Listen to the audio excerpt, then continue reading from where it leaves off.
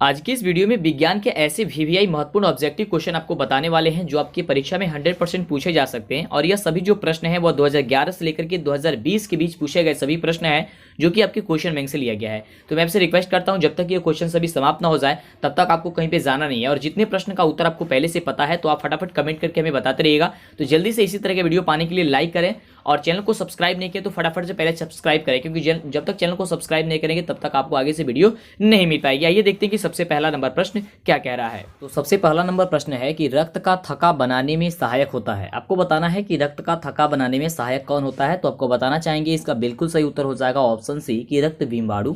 अगले नंबर प्रश्न की बात करते हैं, देखते हैं अगला नंबर प्रश्न क्या कह रहा है। और जब आपको हम सही बता रहे हैं तो आप मिलाते जाइए और जवाब देने का प्रयास कीजिए जिससे कि आपको पता चले कि आपकी तैयारी कितनी हुई है। अगला प्रश्न है कि पाचन क्रिया जो है वह पूर्ण होती है। पाचन क्रिया किसमें पूर्ण होती है। तो आपको बताना चाहेंगे इसका बिल्कुल करेक्ट उत्तर हो जाएगा ऑप्शन सी कि वह छोटी आंत में पूर्ण होती है। कहाँ होती है, छोटी आंत में, यानी कि ऑप्शन सी आपका बिल्कुल करेक्ट उत्तर हो जाएगा। आइए देखते हैं अगला नंबर प्रश्न क्या कह रहा है। तो अगला नंबर जो प्रश्न है वह कह रहा है कि छोटी आंत की दीवार में पाई जाने वाली ग्रंथियों के स्राव को क्या कहते हैं। छोटी आंत की दीवार में पाई जाने वाली जो ग्रंथियों के स्राव होती है उसे क्या कहते हैं। तो देखिए उसे आंतरस और सक्स एंट्रिकस भी कहा जाता है, यानी कि ऑप्शन जो हो जाएगा वह डी नंबर आपका बिल्कुल करेक्ट उत्तर हो जाएगा। काफी इंपोर्टेंट क्वेश्चन है, यही सभी प्रश्न आपकी परीक्षा में पूछा जाएगा, इसे बाहर नहीं पूछा जा सकता है। तो लगातार बने रहिए जब तक क्वेश्चन समाप्त ना हो जाए, इसलिए थोड़ा जल्दी जल्दी कर रहे हैं ताकि आपके पास समय कम है और आपकी समय कम है इसमें भी आपकी बढ़िया से तैयारी हो जाए। अगला प्रश्न है कि एक वयस्क मनुष्य के कितने दांत होते हैं। तो आपको पता है कि एक वयस्क जो मनुष्य है उसके कितने दांत होते हैं। तो 32 दांत होते हैं, यानी कि ऑप्शन जो दिया गया है आपका सी नंबर वह बिल्कुल क्या हो जाएगा, सही उत्तर हो जाएगा। अगले नंबर प्रश्न की बात करते हैं। तो अगला देखिए प्रश्न कह रहा है कि मछली के हृदय में कोष्ठकों की संख्या कितनी होती है। तो लाइक कर दीजिए फटाफट, जल्दी से लाइक नहीं किए लाइक कीजिए और चैनल को अभी तक सब्सक्राइब नहीं किए तो कर लीजिए, क्योंकि जब तक चैनल को सब्सक्राइब नहीं करेंगे आगे से वीडियो नहीं मिल पाएगी, है ना। क्वेश्चन है कि मछली के हृदय में कोष्ठकों की संख्या कितनी होती है। तो 2 होती है, यानी कि ऑप्शन हो जाएगा ए नंबर।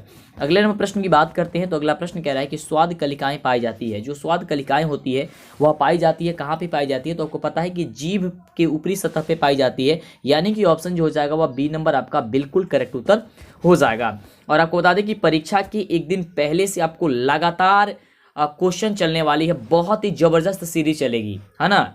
केवल मात्र एक दिन पहले आपको बताएंगे क्वेश्चन बहुत सारा और वही सभी डायरेक्ट आपकी परीक्षा में अगले दिन पूछ दिया जाएगा। तो इसलिए चैनल को सब्सक्राइब कर लीजिए जिससे कि वह सीरीज जब भी स्टार्ट हो आपको मिल सके और आप बढ़िया अंक से पास हो सके।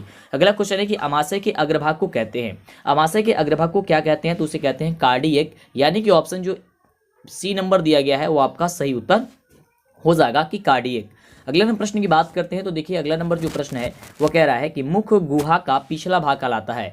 मुख्य गुहा का जो पिछला भाग होता है वह पिछला भाग क्या कहलाता है। तो उसका बिल्कुल सही उत्तर हो जाएगा कि ग्रसनी कहलाता है, यानी कि ऑप्शन ए। अगले नंबर प्रश्न की बात करते हैं। तो अगला देखिए प्रश्न हम सभी का है कि निम्नलिखित में से कौन सजीव के मुख्य लक्षण हैं। सजीव के मुख्य लक्षण कौन है। तो देखिए ऑप्शन कह रहा है कि स्थानांतरण, श्वसन, प्रकाश संश्लेषण या इनमें से सभी। तो सजीव जो है ये सभी कर सकते हैं, है ना। तो यानी कि ऑप्शन डी हो जाएगा। लेकिन मानव में प्रकाश संश्लेषण नहीं होता, लेकिन पौधे में होता है, लेकिन वो सजीव तो है ना, इसलिए कि वो सजीव का लक्षण पूछा गया है। तो ये क्या हो जाएगा, इनमें से सभी हो जाएगा। अगला नंबर प्रश्न कह रहा है कि छोटी आंत एवं बड़ी आंत के जोड़ पर पाई जाने वाली एक छोटी नली नुमा संरचना को हम लोग क्या कहते हैं।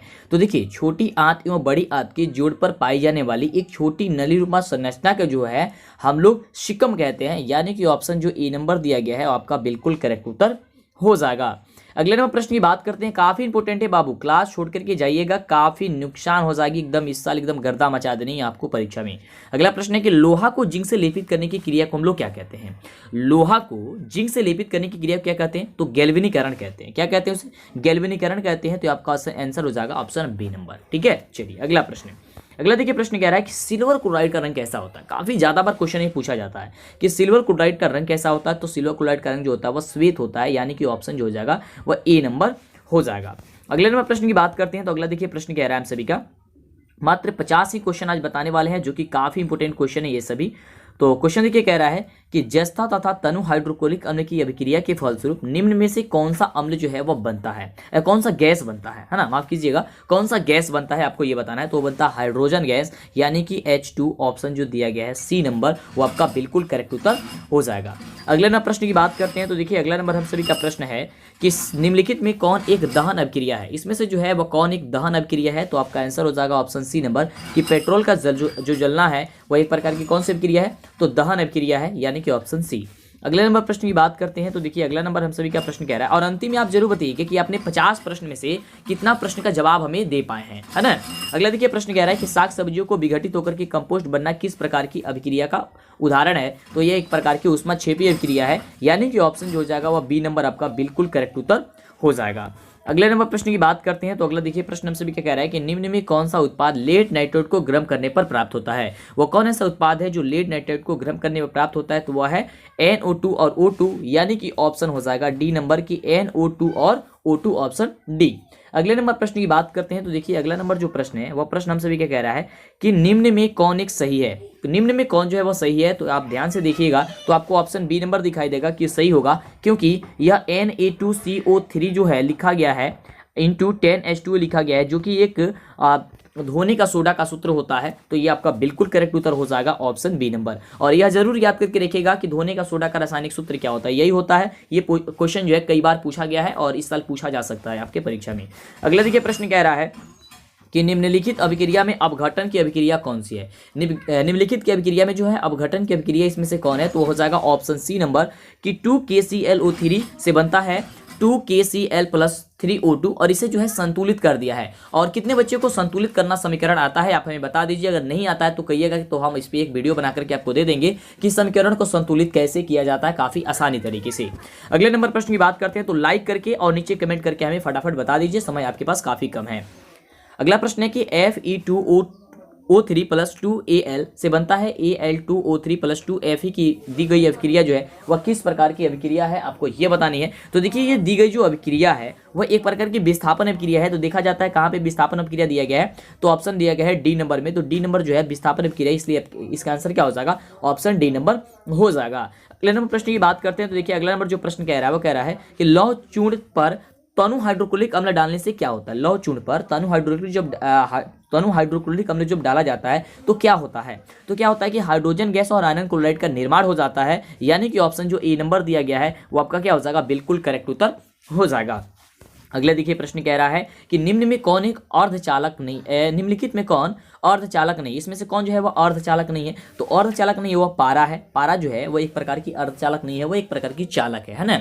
चलिए अगला प्रश्न की बात करते हैं। तो अगला देखिए प्रश्न कह रहा है कि वोल्ट प्रति एम्पियर प्रदर्शित करता है। वोल्ट प्रति एम्पियर जो है वह किसको प्रदर्शित करता है, तो वह किसको प्रदर्शित करता है, तो वह ओम को प्रदर्शित करता है, यानी कि ऑप्शन जो दिया गया है वह सी नंबर आपका बिल्कुल करेक्ट उत्तर हो जाएगा। क्योंकि अगला नंबर प्रश्न कह रहा है कि विद्युत प्रतिरोध का मात्रक क्या होता है। विद्युत प्रतिरोध का मात्रक क्या होता है, तो विद्युत प्रतिरोध का जो मात्रक होता है वह ओम होता है, आपसे भी जानते हैं। तो ऑप्शन हो जाएगा सी नंबर आपका बिल्कुल करेक्ट उत्तर। अगले नंबर प्रश्न की बात करते हैं। तो अगला जो प्रश्न है वह प्रश्न हमसे भी कह रहा है कि विद्युत धारा का मात्रक क्या होता है। विद्युत धारा का जो मात्रक होता है वह विद्युत धारा का मात्रक क्या होता है, तो आप सभी जानते हैं विद्युत धारा का मात्रक क्या होता है, एम्पियर होता है, यानी कि ऑप्शन जो आपका डी नंबर दिया गया है वह बिल्कुल करेक्ट उत्तर हो जाएगा। अगले नंबर प्रश्न की बात करते हैं। तो अगला नंबर जो प्रश्न है हम सभी का वह प्रश्न है कि 1, 2 और 3 की 3 प्रतिरोधों को यदि श्रेणी क्रम में जोड़ा जाए तो समतुल्य प्रतिरोध क्या होगा। तो श्रेणी क्रम में जो अब जोड़ा जाएगा तो तीनों को एक साथ जोड़ दिया जाएगा, यानी कि 1 + 2 + 3, यानी कि 1 2 3 3 और 3 कितना हो जाएगा 6, यानी कि 6 ओम हो जाएगा। तो 6 ओम आपका क्या हो जाएगा, ऑप्शन डी नंबर हो जाएगा। क्योंकि अब जानते हैं कि RS बराबर होता है R1 + R2 + R3, है ना, और डॉट डॉट डॉट डॉट होते चला जाता है, यानी कि जो भी मान दिया गया होगा बस उसको जोड़ देंगे तो आपको निकल करके चला आएगा। तो अगला प्रश्न कह रहा है कि विभवांतरक ऐसी मात्रक क्या होता है। तो विभवांतरक ऐसी मात्रक आपको बताए थे पहले, जो भी वीडियो लगातार आप देखे होंगे तो कोई दिक्कत नहीं हो रहा होगा। तो इसको क्या हो जाएगा, इसका उत्तर आपका आंसर वोल्ट हो जाएगा कि विभवांतरक ऐसी मात्रक होता है वोल्ट, यानी कि ऑप्शन डी नंबर। अगले देखिए प्रश्न कह रहा है कि विभव का ऐसी मात्रक क्या होता है। तो विभव का भी ऐसी मात्रक जो होता है वो वोल्ट होता है, यानी कि ऑप्शन जो हो जाएगा वह बी नंबर आपका बिल्कुल करेक्ट उत्तर हो जाएगा। अगले नंबर प्रश्न की बात करते हैं। देखिए प्रश्न कह रहा है कि 100 वाट से 220 वोल्ट के विद्युत बल्ब की तंतु का प्रतिरोध क्या होता है। और यह क्वेश्चन को सॉल्व करके भी आपको बताए थे, तो उसमें बताए थे कि आपको कि 484 ओम आता है इसका आंसर, तो ऑप्शन बी नंबर हो जाएगा। ठीक है, और इसके पीछे वाले वीडियो में इसे हम सॉल्व करके आपको दिखा दिए हैं कि कैसे यह बनता है। चलिए आगे बात करते हैं अगले नंबर प्रश्न की। देखिए, तो अगला नंबर प्रश्न कह रहा है कि टंगस्टन निम्नलिखित में से किस ताप पर पिघलता है। टंगस्टन जो होता है वह किस पे पिघलता था, तो लगभग 3500 डिग्री सेल्सियस ताप पे जो है ये पिघलना शुरू कर देता है, यानी कि ऑप्शन जो हो जाएगा वह सी नंबर आपका हो जाएगा। अगले नंबर प्रश्न की बात करते हैं, तो देखिए अगला नंबर जो प्रश्न है हम सभी क्या कह रहा है कि विद्युत शक्ति का मात्रक क्या होता है। विद्युत शक्ति का मात्रक, तो विद्युत शक्ति का मात्रक क्या होता है आप सभी बताइए फटाफट, आपको पता है तो देखिए विद्युत शक्ति का मात्रक क्या होता है, वाट होता है, यानी कि ऑप्शन हो जाएगा डी नंबर। अगला जो क्वेश्चन है, क्वेश्चन कह रहा है कि किसी भी उदासीन विलयन का पीएच होता है। किसी भी उदासीन विलयन का जो पीएच होता है वो कितना होता है, तो उदासीन विलयन का पीएच मान होता है वह 7 होता है। अम्ल का पीएच मान जो होता है वह 7 से कम होता है, और क्षार का पीएच मान जो होता है वह 7 से अधिक होता है। तो यहाँ पे उदासीन पूछा जा रहा है तो 7 हो जाएगा, यानी कि ऑप्शन बी हो जाएगा। अगला देखिए प्रश्न कह रहा है कि निम्नलिखित में से कौन एक लवण है, कौन एक जो है वो लवण है, इसमें से लवण कौन है, तो K2SO4 जो है इसमें जो दिया गया है ऑप्शन सी नंबर, वो एक प्रकार की लवण होती है, यानी कि ऑप्शन जो आपका दिया गया है सी नंबर आपका क्या हो जाएगा, बिल्कुल करेक्ट उत्तर हो जाएगा ऑप्शन सी। अगला देखिए प्रश्न कह रहा है कि किसी लाल तप्त आयरन पर जलवाष्प प्रवाहित करने पर वो कौन सा यौगिक का निर्माण कर देगा, है ना। किसी लाल तप्त आयरन पर जब जलवाष्प को प्रवाहित करेंगे तो कौन सा यौगिक का निर्माण कर देगा, तो वह करेगा Fe3SO4, यानी कि ऑप्शन हो जाएगा सी नंबर, क्या करेगा Fe3SO4 कर रहेगा, ठीक है, यानी कि ऑप्शन हो जाएगा आपका सी नंबर। काफी तेजी से आपको हम करा रहे हैं इसलिए क्योंकि आपके पास समय काफी कम है। इसको देखते हुए मैं आपको सोच रहे कि जल्दी जल्दी में आपको जितना भी क्वेश्चन है सारे क्वेश्चन एक बार रिवाइज हो जाए, जिससे कि दिक्कत आपको ना हो। अगला क्वेश्चन है कि हमारे शरीर में पीएच कितने परास के बीच कार्य करता है। हमारे जो शरीर में पीएच होता है वो कितने परास के बीच कार्य करता है, तो वह 7.0 से लेकर के 7.8 के परास के बीच कार्य करता है, यानी कि ऑप्शन जो बी नंबर दिया गया है वो बी नंबर आपका क्या हो जाएगा, बिल्कुल करेक्ट उत्तर हो जाएगा ऑप्शन बी, कि 7.0 से लेकर के 7.8 के बीच परास जो है वह कार्य करता है, ठीक है। चलिए अगला प्रश्न है, और ये जो भी जितने भी प्रश्न आपको बता रहे हैं ना, ये पिछले क्वेश्चन बैंकों से लिया गया है ना। ये सभी क्वेश्चन काफी इंपॉर्टेंट है, ये हर साल जो क्वेश्चन पूछे जाते हैं वही सभी प्रश्न है। प्रश्न कह रहा है कि बेकिंग पाउडर का अणु सूत्र क्या होता है, कई बार पूछा जाता है बेकिंग पाउडर, तो बेकिंग पाउडर का जो अणु सूत्र होता है NaHCO3 होता है, ठीक है, सोडियम बाइकार्बोनेट, तो यानी हो जाएगा ऑप्शन हो जाएगा सी नंबर। अगले देखिए प्रश्न कह रहा है कि निम्नलिखित में कौन जो विजातीय यौगिक है, यानी इसे विजातीय करने का मतलब हो गया कि इसमें से हट करके कौन है, तो देखिए यहाँ पे चूना पत्थर, खगड़िया, संगमरमर, ये जो तीनों दिया गया है वो सभी एक ही है, लेकिन परास्टर और पेरिस जो होता है वो अलग होता है, यानी कि ऑप्शन हो जाएगा डी नंबर। अगला देखिए क्वेश्चन कह रहा है कि निम्नलिखित में से सेहत कौन सा क्षारक विलयन मान देता है, या सेहत नहीं होगा बाबू, गलत दिया है। निम्नलिखित में कौन सा मान क्षारक विलयन का मान देता है, तो 13 देता है, यानी कि 7 से जिसका अधिक होगा वही तो आपका क्षारक होगा, यानी कि ऑप्शन हो जाएगा डी नंबर, ठीक है, डी हो जाएगा। निम्नलिखित में से कौन जो है क्षारक विलयन का मान देता है, तो हो जाएगा 13। अगला क्वेश्चन है कि निम्नलिखित में से कौन प्रबल अम्ल है, निम्नलिखित में से जो है वह कौन जो है प्रबल अम्ल है, तो प्रबल अम्ल कौन है, ऑप्शन सी नंबर, कि सल्फ्यूरिक अम्ल जो है वो एक प्रकार की क्या है, प्रबल अम्ल है, यानी कि ऑप्शन सी।